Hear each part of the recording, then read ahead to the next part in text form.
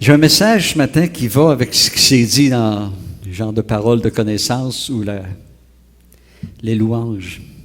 C'est un message qui console et qui invite beaucoup à rebâtir ensemble, à revenir de tout notre cœur au Seigneur. Et juste l'image nous parle un peu de revenir. Cet homme représente Dieu.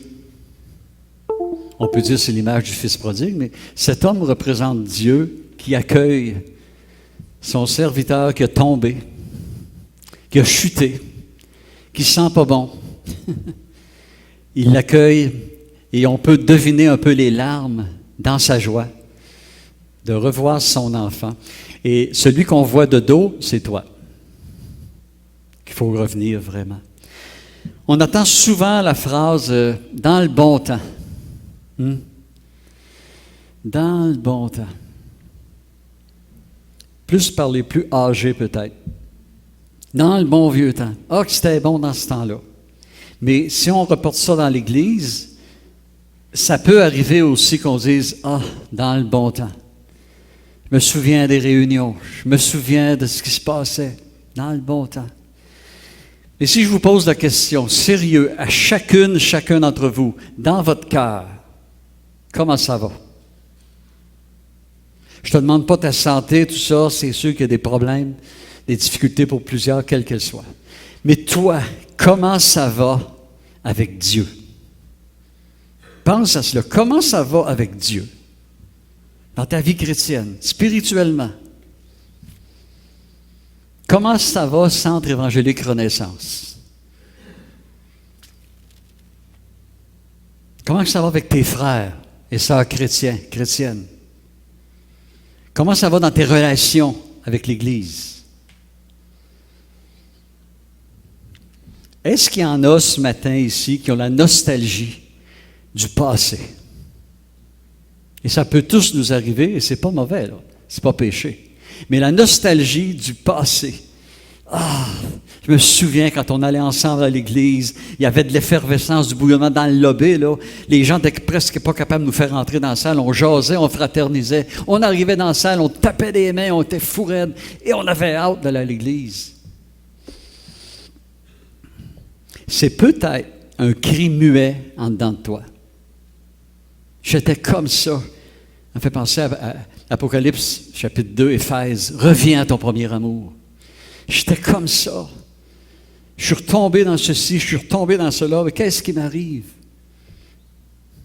Et c'est là qu'on a la nostalgie, les souvenirs du bon temps. Fais-moi revenir à toi. Seigneur, c'est un cri. Fais-moi revenir à toi. Qu'il peut y avoir dans l'Église, dans les chrétiens, dans ton cœur, comme maman, comme papa, comme enfant, comme adulte. Fais-nous revenir vers toi, ô Éternel. Lamentation 5, 21. Et nous reviendrons. Donne-nous encore des jours comme ceux d'autrefois. Donne-nous encore des jours où on manquait de place même dans l'Église. Que pasteur Roger s'arrachait les cheveux et disait, où est-ce qu'on va y s'asseoir, François?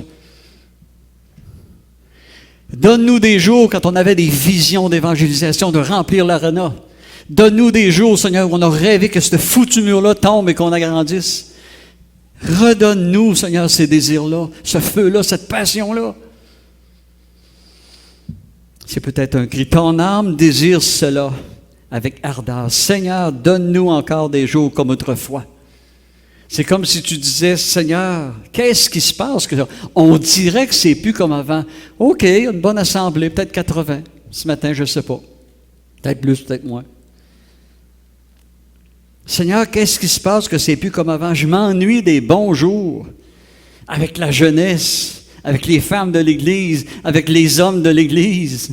Je m'ennuie des bons jours où on entrait dans l'Église, pas parce qu'il faut aller à l'Église, mais on avait hâte. Remets dans mon cœur comme les fils de Corée qui disaient, je me souviens avec effervescence, avec bouillonnement dans le cœur, des jours où je me rassemblais, qu'il y avait de la joie. Seigneur, je m'ennuie des dimanches excitants où j'avais hâte d'aller à l'église, voir les amis, entendre la parole, avoir un bon temps de louange. Beaucoup dans les églises aujourd'hui, oui, reviennent à l'église après ce qu'on a vécu, Mais est-ce qu'on revient avec joie? J'ai hâte de te voir la face, j'ai hâte de lever les mains, j'ai hâte d'entendre les chants, j'ai hâte d'entendre la prédication. Puis, où sont ces dimanches d'autrefois? Il y avait de l'excitation dans mon propre cœur. C'est ce qu'on peut se dire. Il y avait de l'excitation dans le groupe de louanges, comme ce matin, comme les louanges. Il y avait de l'excitation dans l'Église. Seigneur, fais-nous revivre, fais-nous revenir vers toi. Donne-nous des dimanches, des jours, des semaines comme autrefois. Ça peut être un cri. Sans dégonfler aucune bulle, il se peut que chacune et chacun d'entre nous soyons responsables que ce n'est plus comme autrefois. Croyez-vous que Dieu change? Immuable comme le roc. Je crois que le bon vieux temps n'était pas meilleur comme ça. C'est meilleur. Parce que Dieu était plus présent? Non. Le fait est plutôt que beaucoup sentent que la joie de leur salut et aussi la joie de leur communion avec Dieu, tout ce que ça leur procurait, ça s'est amoindri, refroidi, et que la relation avec Dieu n'est plus comme on le voudrait, elle n'est plus comme avant, trop occupée, devenue tiède, peut-être indifférent, au-dessus de plein de circonstances. On ne vit plus les jours d'autrefois. C'est jamais Dieu qui est responsable. C'est nous. Comme un soupir, je pourrais aller une CC, une crainte criante en dedans de nous. Seigneur, aide-nous. Je vais le répéter, c'est comme un leitmotiv de ce matin. Donne-nous, donne-moi des jours comme autrefois. Redonne-moi le zèle, le feu comme autrefois. Redonne-moi la facilité de pardonner comme autrefois. Redonne-moi la facilité d'aimer malgré tout. Malgré tout, qu'est-ce qu'a fait le Seigneur? Il a donné sa vie.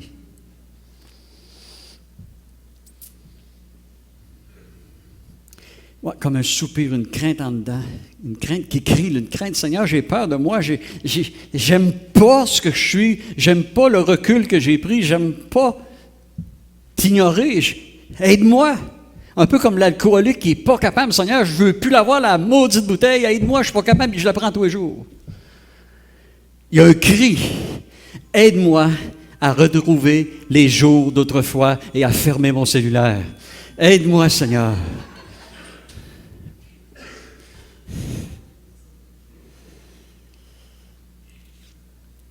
Aide-nous, donne-nous les jours comme autrefois. Fais-moi revenir à toi.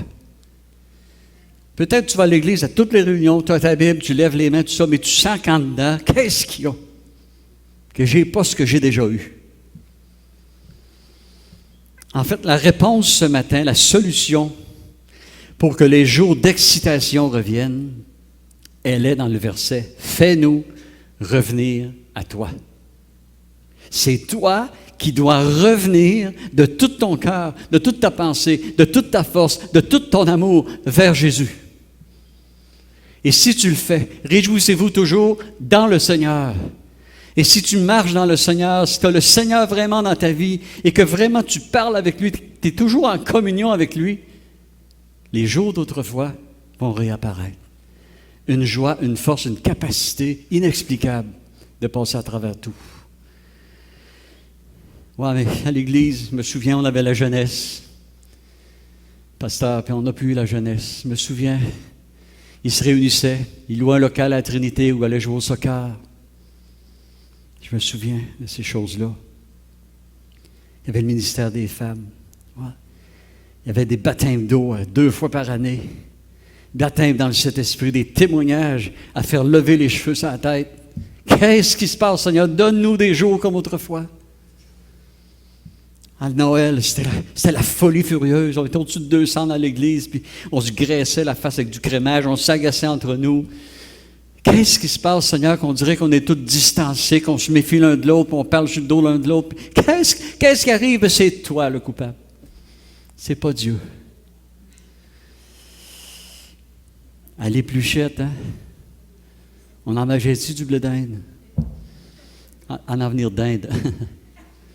savez, moi, je ne mange pas trop de blé d'Inde parce que j'ai peur qu'on m'haïsse. Je me souviens de la présentation des enfants. Hein, Roger, la présentation des enfants, c'était merveilleux. Puis quand on calait la tête dans l'eau de ceux qu'on baptisait, puis on leur faisait faire des bulles. Il y avait du plaisir. Et c'est de même dans toutes les églises au Québec. C'était pas juste au Centre évangélique Renaissance. J'ai vécu de la folie à Saint-Honoré aussi. Mais Seigneur, où sont les jours d'autrefois? Fais-nous revenir à toi. Croyez-vous que le Seigneur ne le voit pas?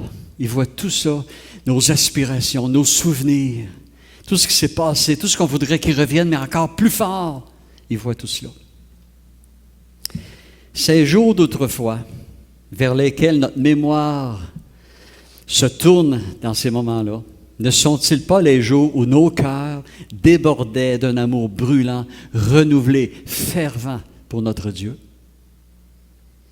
C'est peut-être parce que l'amour se refroidit, comme c'est écrit dans Matthieu 24. L'amour du plus grand nombre se refroidira. Oui, le monde, mais ça ne devrait pas être dans l'Église.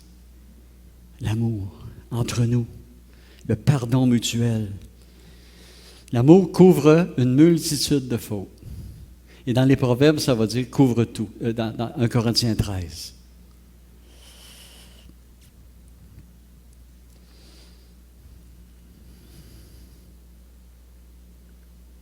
Est-ce que c'est ton cœur, ton cri ce matin? C'est ce que je vais vous montrer. Et on peut mettre sur l'image à la grandeur pour la télévision.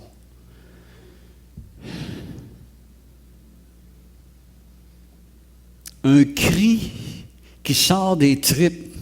Seigneur, je vais à l'église. Je lis ma parole. Des fois, j'ai de la difficulté à la lire. C'est peut-être ton cri. Mais il me semble qu'il y a quelque chose qui me manque. Je lis la Bible et on dirait qu'il y a tellement de distance en ce que vivaient les apôtres, les disciples, et moi, ce que je vis intérieurement. Ils étaient prêts à donner leur vie, ils étaient prêts à tout donner, ils vendaient leur terre, puis ils emmenaient tout ça aux pieds des apôtres. Moi, je retiens mon argent, je pile en banque. Qu'est-ce qui se passe? J'en veux à un, j'en veux à l'autre. Il m'a blessé. Ça fait 40 ans de ça, puis j'en veux encore. Ouais. Seigneur!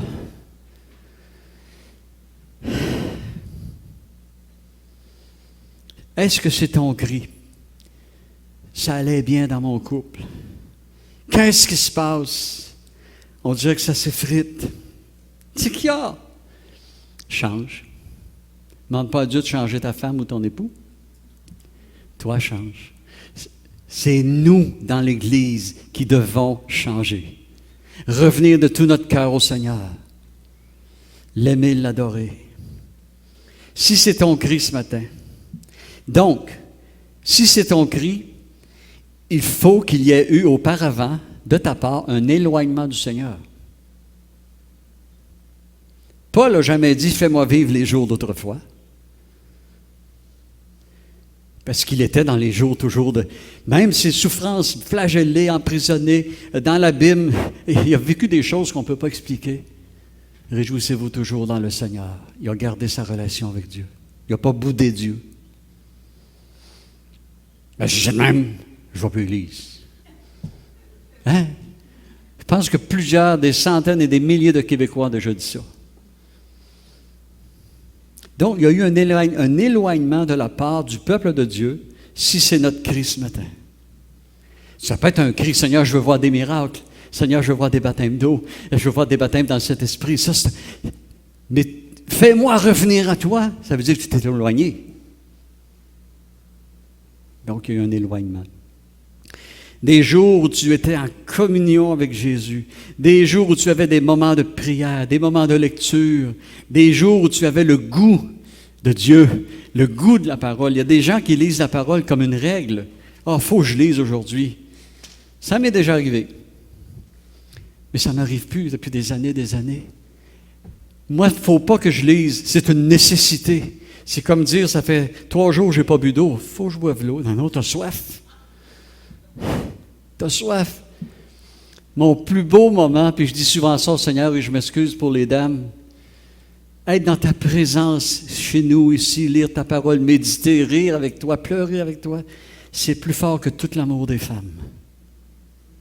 C'est plus fort que tous les trésors de ce monde. La présence de Dieu. Pense à ces bons jours où ton zèle pour l'Église, ton zèle pour Jésus, ton feu, ta folie même, OK? Ces jours où tu regardais à Jésus dans toutes les circonstances de ta vie, qu'elles soient bonnes ou mauvaises. Aujourd'hui, on dit, bon, ben, correct, j'ai passé une demi-heure avec Dieu, c'est beau. Et on fait la journée. C'est bien, ta demi-heure. Mais c'est ta journée qui veut. C'est comme un couple, ils s'aiment. Bon, ben, j'ai dit à ma femme, je l'aimais un matin, c'est beau. Waouh! Tu veux la belle poulette? Puis là, c'est continu, ça. C'est 24 heures sur 24. Dieu, c'est pareil.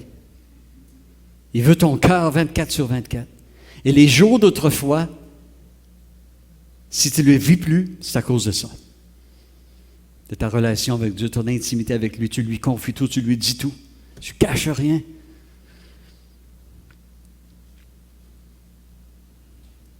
Si le bon vieux temps s'est évaporé pour toi, ce n'est pas la faute de l'autre. Ce n'est pas l'injustice que tu as subie. Ce n'est pas la faute à l'autre. Ce n'est pas la faute de l'Église. Ce n'est pas la faute du pasteur. Ce n'est pas la faute de Dieu. C'est toi qui as changé. On va tous être blessés. Avec quelqu'un, je sais c'est quoi. Et tous les pasteurs ou ceux qui prêchent savent c'est quoi. Même les musiciens. Ceux qui font du ministère dans l'Église. Dans mes épreuves, et je n'ai eu des terribles, jamais je me suis éloigné de Dieu. Mais je vous le dis, c'est vrai. Jamais.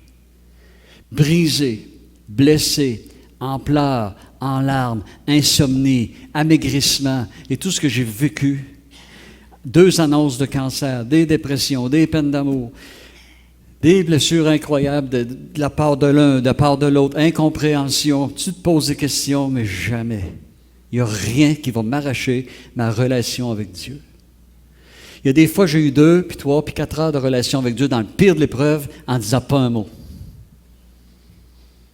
Ça dit dans la Bible, dans les psaumes, Dieu entend la voix de tes larmes.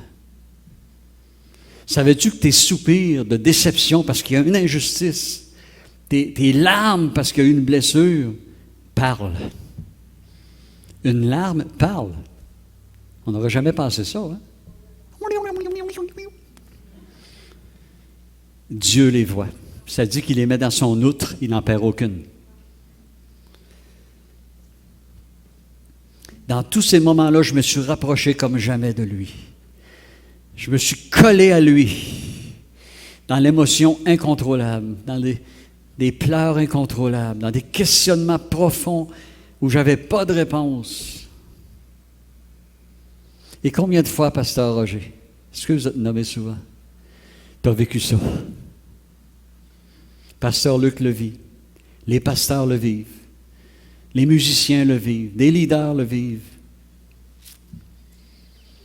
Des pourquoi sans réponse. Dans le désespoir, dans le néant, je me suis accroché à lui. Il y a des gens qui vont vivre une épreuve, une insulte, quelque chose qu'ils trouvent injuste ou qui les blesse, quittent l'Église. Et c'est là, dans ces contraires, c'est là qu'il faut s'approcher de Dieu. C'est là qu'il faut le tenir par son vêtement. Il y avait une petite fille qui prenait une marche avec son papa. Je l'ai déjà raconté, mais j'aime ça la conter, parce que j'aime l'image. Elle prenait une marche avec son papa, puis ils sont arrivés à un gros ruisseau où il y avait un petit pont qui branlait. Fait qu'elle tenait la main de son papa. Puis là, elle dit à son papa, « Tiens-moi la main, j'ai peur. » Mais il dit, « Tu me tiens la main. » Oui, mais c'est ça. Elle dit, « Moi, je veux que ce soit toi qui me tienne la main. » Il y a une différence. Elle avait peur, puis elle serrait la main de son père, mais elle aurait aimé sentir la grosse main poilue et virile de son père qui la tient. La petite pitoune, on passe. Ça, c'est en Beauceron, on passe. Ça, c'est en français. Je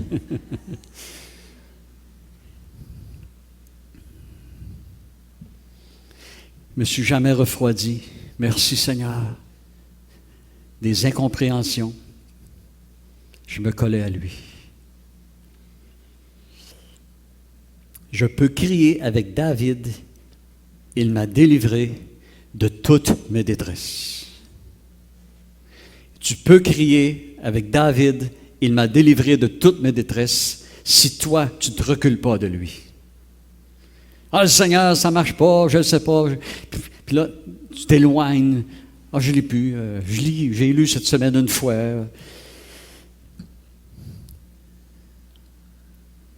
C'est pas comme ça que ça fonctionne. Il faut que tu te colles à lui. Si je me tiens loin de ma sœur Paul, puis qu'elle me parle, je n'entendrai rien. Le Seigneur ne me parle pas. Passe du temps dans sa présence. Écoute-le. Quelqu'un me disait dernièrement, faites pas de sauce, c'est pas quelqu'un d'ici. Hey, j'ai passé 5 heures à prier en langue non-stop. J'ai dit, puis, qu'est-ce que le Seigneur t'a dit? Il ne pouvait pas te parler, tu lui as pas laissé la chance.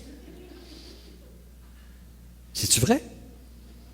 Avez-vous déjà été avec quelqu'un qui parle non-stop et tu ne peux pas laisser un mot? Bon, mais c'est pareil avec Dieu. Si tu n'entends pas la voix de Dieu, garde silence. Pose ta Bible, médite ton psaume ou peu importe, puis écoute, prends le temps d'écouter. Et pour moi, les bons jours d'autrefois furent toujours présents. Ah, c'était pas la joie d'autrefois, c'était pas le bonheur et l'excitation d'autrefois. C'est peut-être la même chose pour toi ces temps-ci. Mais les bons jours d'autrefois sont là, sont toujours là, parce que la présence de Dieu est toujours là. Souvenez-vous des églises catholiques, où il y avait ce qu'on appelait la lampe du sanctuaire, qui était toujours allumée, qui représentait, ça représentait quelque chose. Bien, cette lampe-là doit toujours brûler dans ton cœur. La lampe de Dieu, la parole de Dieu, la présence de Dieu, l'Esprit de Dieu doit toujours être allumé. Tu n'as pas une relation avec Dieu, puis après ça, puis là, mais non, il faut toujours l'alimenter. Toujours l'alimenter. Oui, la flamme va varier. Elle va embraser une forêt, des fois tellement, là, la présence de Dieu, sa joie, sa paix, son bonheur. Ouh! Des fois, il dit, Jésus, la parole de Dieu dit, je n'éteignerai pas le lumignon qui fume encore. Peut-être que toi, il y a juste une petite fumée, là. Mais l'Esprit de Dieu, si tu reviens de tout ton cœur à lui, va ranimer la flamme. Pour moi, les bons jours d'autrefois furent toujours présents, non pas par les comportements des autres, parce qu'ils ont changé puis ils sont excusés, non. Non pas par un changement dans l'Église, non. Non pas à cause des personnes qui auraient changé en mieux, absolument pas. Mes bons jours furent toujours présents pour moi et c'est encore meilleur aujourd'hui. Pourquoi? Parce que je me suis accroché à Jésus. Pasteur Claude a dit une phrase un jour dans nos cours bibliques. 2 choses qu'il a dit. Le passé est comme un trou noir, profond. Tu recules dans le passé, tu tombes dedans.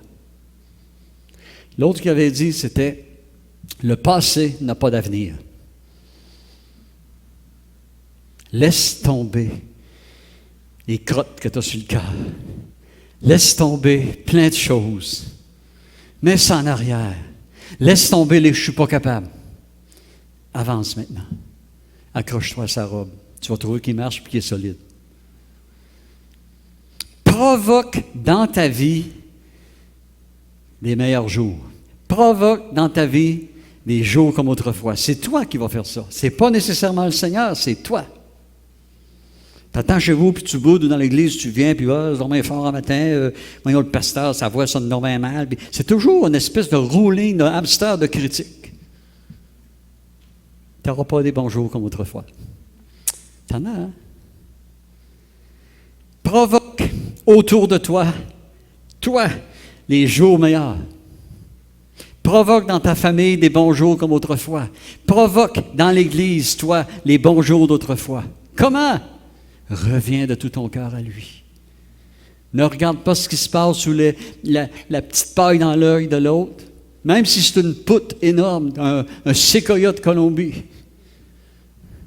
Toi, suis-moi, Jésus a dit à Pierre. Je vais remettre la phrase parce qu'elle est d'actualité. Fais-nous revenir vers toi, ô Éternel, et nous reviendrons. Tu vois, il ne dit pas, Seigneur, reviens vers moi. C'est lui, il faut qu'il retourne. Donne-nous encore des jours comme ceux d'autrefois. Tout dépend de toi.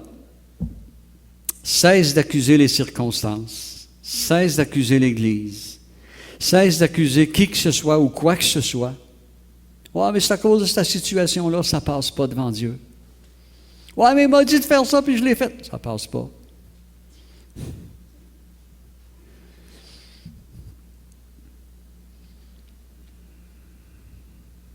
Tout dépend de toi. Toi, mets ton nom, moi je vais mettre François, provoque les jours comme autrefois. Aime ton frère, aime ta sœur. À ceux-ci tous connaîtront que vous êtes mes disciples, si vous avez de l'amour les uns pour les autres. Dis à Dieu, aide-moi, j'ai de la misère, j'y écraserai la face. J'ai de la misère, Seigneur, à pardonner à ma femme. J'ai de la misère à aimer mon mari, gros bougonneux dans le salon. J'ai de la misère, mon fils qui me regarde même plus. J'ai de la misère, Seigneur. Comme a dit un homme, viens au secours de mon incrédulité. Viens à mon aide. Et là, tu vas revivre lentement les jours d'autrefois. Souviens-toi de ces jours où tu n'avais rien. Tu traversais des situations difficiles. Et ça n'avait pas d'importance vraiment pour toi parce que tu avais lui, Jésus-Christ.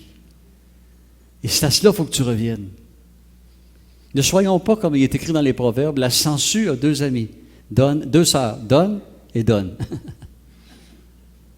Deux sœurs jumelles. Non. Reviens de tout ton cœur au Seigneur. Toi, donne. Donne ton amour. Donne une consolation. Donne une tape dans le dos. Donne un café. Donne un coup de téléphone. Aime, donne ton pardon.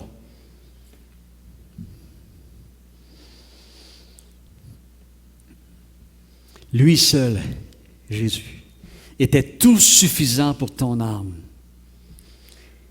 Oui, les jours d'autrefois, c'est à chacun de nous à les ramener. Comment se fait-il qu'il y a un tel cri dans ton âme, un désir si ardent des bons anciens jours? Il faut se poser la question. Pourquoi ces jours sont-ils derrière toi? Qu'est-ce que tu as négligé pour que cela arrive? Qu'est-ce qui t'a occupé pour que tu te sentes maintenant si misérable? Dieu n'a pas changé. Mais qu'en est-il de toi? Qu'en est-il de moi? Tous les soirs, tous les matins, et 4-5 fois par jour. Moi, merci Seigneur, bon, je vis seul, fait que vous allez dire, tu as plus de temps. C'est vrai. Mais il n'y a pas une journée que je n'ai pas 2h30 à 3h vraiment avec mon Dieu. Et dans ce temps-là, il y a au moins 3/4 d'heure de silence. Et c'est là que dans mon cœur, je pose des questions à Dieu. Puis, il nous répond, mais c'est une réponse. Tu es sur la plage, je vais parler aux mamans. Tu es sur la plage, il y a des milliers de personnes. OK? Ton petit enfant, c'est comme égaré. Tu vas être la seule qui va reconnaître sa voix. Maman. Tu vas l'entendre au travers les bruits des vagues, des milliers de personnes qu'il y a là. Le Seigneur entend ta voix. Mais si tu veux entendre la sienne, il faut que tu fasses silence sur plein de choses et que tu sois habitué à sa voix. On va prendre un exemple. Quelqu'un vient me voir et dit, ta sœur Anne, elle a dit, moi, aux églises, que je suis tanné d'aller là. OK? Moi, je connais la voix de ma sœur. Je connais ma sœur. Je la connais très bien. Je sais que ce n'est pas vrai. Je sais que la personne qui me dit ça ment. Comment reconnaître la voix de Dieu? Passe du temps avec. Médite sa parole. Écoute-le. Habitue-toi à sa voix. Habitue-toi à sa voix. Puis quelqu'un va te dire quelque chose, va dire, oh, pas vrai. Dieu n'est pas de même. Tu vas le connaître. Tu vas le connaître. Et tu ne seras plus capable jamais de l'accuser. Parce que tu le connais.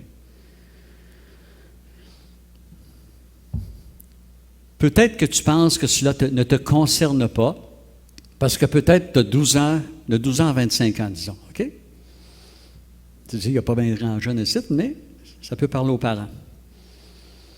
Je suis jeune, je ne sais pas moi, je suis un jeune couple. Tu as 18 ans, 25 ans, 30 ans, mais où est la joie que tu avais de te rendre à l'Église. Là, tu dis, on n'a plus de jeunesse. Il n'y a plus de jeunesse dans l'Église, ou 2, 3. Pourquoi il n'y aurait pas un jeune ou un couple qui se lèverait dans l'Église? Je vais ouvrir mon cœur. C'est pas là, mais il me vient des idées, là. Filtrez-moi. Pourquoi il n'y aurait pas un jeune couple, quelqu'un dans l'Église qui se lèverait et dit, moi, j'ai une idée. Je vais regrouper, on est 2 jeunes, je regroupe les 2 jeunes, puis je leur dis, invitez des amis, on va aller jouer au volleyball à la Trinité. Pas d'enseignement, pas de louange, pas de sortie de Bible, rien. Regrouper des jeunes. Hey, ils sont cool, eux autres. On est allés jouer là-bas, puis c'est des chrétiens. Puis j'ai rentré dedans 2, 3 fois d'aplomb, puis je ne suis pas choqué. C'est de l'évangélisation. Pourquoi est-ce qu'il n'y aurait pas une dame ou 2 qui se lèvent et qui disent, hey, les femmes, on fait quelque chose. Et je ne veux pas commencer à faire 3, 4 églises dans la même église. Mais je veux dire, on fait quelque chose. Une activité quelconque. On va jouer au quilles. Hey, les femmes, on va jouer au quilles. Là, tu vas voir le caractère de ta chum. Hey, les hommes, il y en a un qui se lève et dit, on va faire une activité. On va aller montrer le mont. Roger faisait ça des fois. Oh, comment il s'appelait, là? Morne. Il était morne. on va faire une activité. Moi, je me souviun, un moment donné, ça baissait un peu la jeunesse, puis ça manquait un petit peu de souffle. Puis j'avais organisé une balade en vélo. On part de la crèmerie dans l'ouest, dans le bas de la route des 40 arpents, puis on va au Vieux-Pont, puis on revient. Puis je me rappelle la petite Cynthia Fortin, Katia Fortin. La petite Katia avait peut-être 11, 12 ans, 10 ans, je ne sais pas. Veux y aller! Ça attire les jeunes. Il faut que dans l'Église, il y a quelqu'un qui se lève et dise, on réorganise. On lâche notre confort, puis après-midi, les hommes, suivez-moi, on va faire du vélo, dégourdi des vieux jarrets. Il y a quelque chose de possible, une partie de quilles, comme j'ai parlé. Ça peut être les couples, quelqu'un se lève et dit, bon, il y a 25 couples dans l'Église, mettons.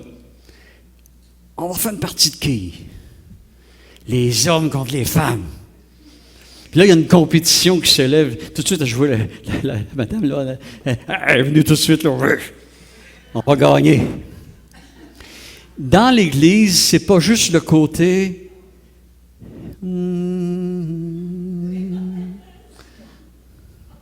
C'est aussi, si c'était l'hiver, là, une game de hockey avec les gars, là, quand ton chum il te rentre dans la bande, là, tu vois son caractère. Il y a toutes des sortes d'activités qu'on pourrait faire.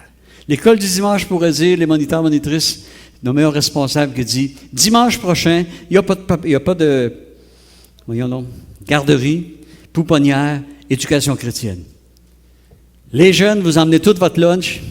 On va passer un film pour les jeunes, on va le commenter, après ça, on mange ensemble avec les parents. Ah, mais ça donne... Moi, j'ai fait ça beaucoup, hein. Julie était là, les autres, c'est là. Et ça donne le goût d'appartenance à une église. Excusez, j'ai fait une grosse parenthèse.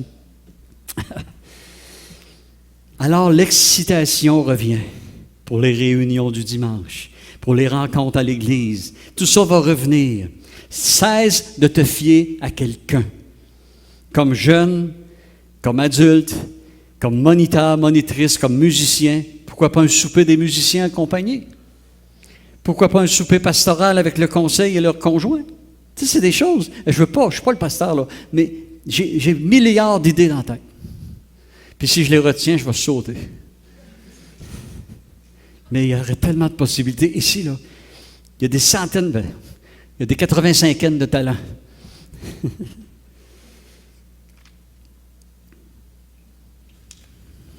Alors, chacune d'entre nous, on doit se lever et s'investir. Jérusalem, le temple, était complètement démoli. C'est comme on met ça aujourd'hui, l'Église est en train... Bon, il y avait du monde à Jérusalem, mais il n'y avait plus le bouillonnement, il n'y avait plus l'effervescence, il n'y avait plus tout ça, de s'investir soi-même, de relever nos manches, de bâtir, ça n'existait plus. Tout à coup, il est arrivé un homme du nom de Néhémie, qui lui, vraiment, là, il a dit, attends un peu là, ça ne restera pas là. On va faire de quoi? On va rebâtir les murs. Alors, il a pompé le peuple. PP, pomper le peuple. 3P, pomper le peuple. C'est ça. Ça, c'est en Beauceron. Parce qu'en vrai français, c'est PLP, pomper le peuple. Mais pomper le peuple, c'est Beauceron. Il les a parlé, il a ramené la vision, il a dit, toi, reste pas assis, toi, fais cela, toi, fais ceci, t'es plus jeune, fais cela, toi, prends les armes, surveille. Les armes, aujourd'hui, c'est la prière, et avançons, faisons quelque chose. Oh, pas peser sur le bon. Bon, me voilà perdu. Ah, merci, Martin. Après Dieu, c'est Martin.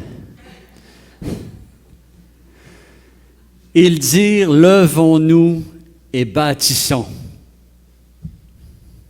Ce matin, je crois que le cri du Saint-Esprit pour chacune et chacun d'entre nous, c'est lève-toi, laisse-le passer derrière, arrête de ronger ta peine, de ronger ce qui te fait mal, de ronger tes blessures, de toujours ramener ce qui s'est passé, de te justifier. Laisse ça de côté, le passé n'a pas d'avenir.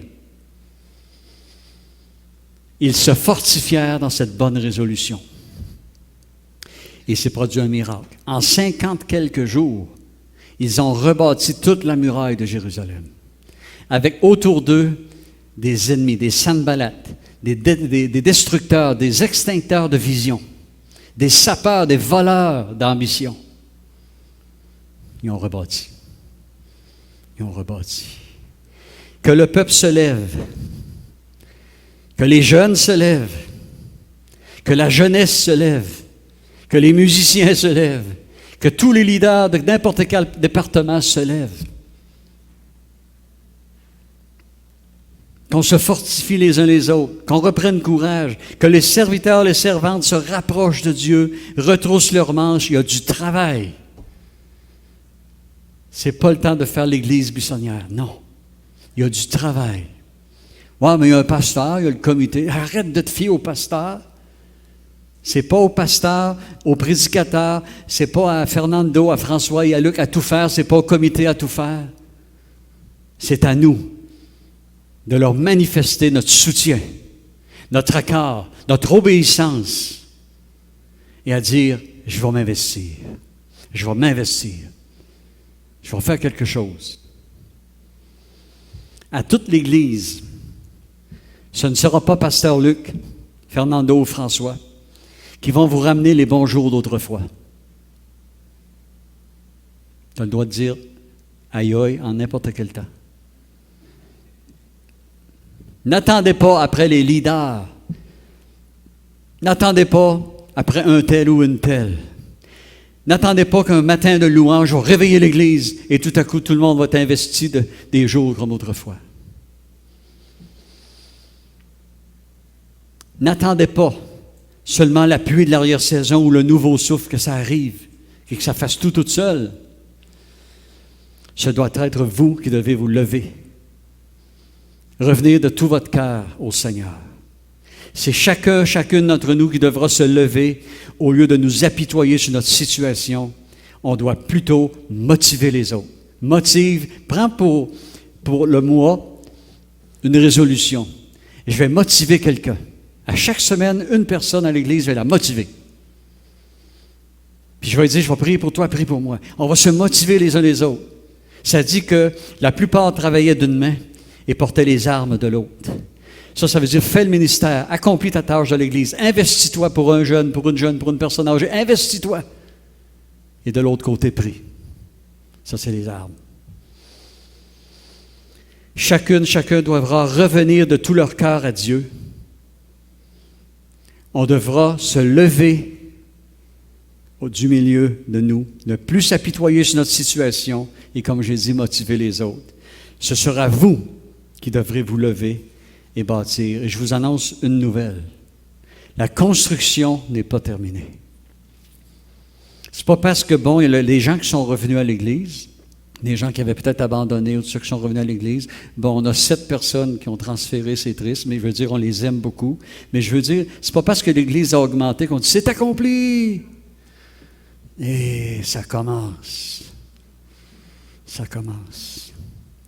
Fais-nous revenir vers toi, ô Éternel, et nous reviendrons. Donne-nous encore des jours comme autrefois. Et j'entends le Seigneur dire, toi, je ne me suis jamais éloigné de toi. Toi, reviens vers moi. Les jours d'autrefois sont à votre portée. Et c'est toi qui vas les ramener. Toi qui vas les ramener. Pense à quelque chose que tu pourrais faire pour l'Église, que tu pourrais faire pour les enfants, que tu pourrais faire pour la jeunesse, même s'il y en aurait juste une jeunesse. Pense à quelque chose que tu pourrais faire pour les couples, pour les personnes seules. Il y a tellement de choses à faire. Le pasteur, le berger que Dieu nous donne, doit nourrir le troupeau, le diriger et non tout bâtir. Comme j'ai déjà dit ici, j'ai un voisin à l'époque qui s'appelait M. Morin. Il y avait beaucoup de brebis. OK? L'Église ici là, doit témoigner. L'Église ici doit parler du Seigneur. Le rôle du pasteur, c'est nourrir le troupeau. OK? Écoutez bien, suivez bien. Je n'ai jamais vu M. Morin avec son troupeau prendre une brebis, sortir son sein et l'allaiter.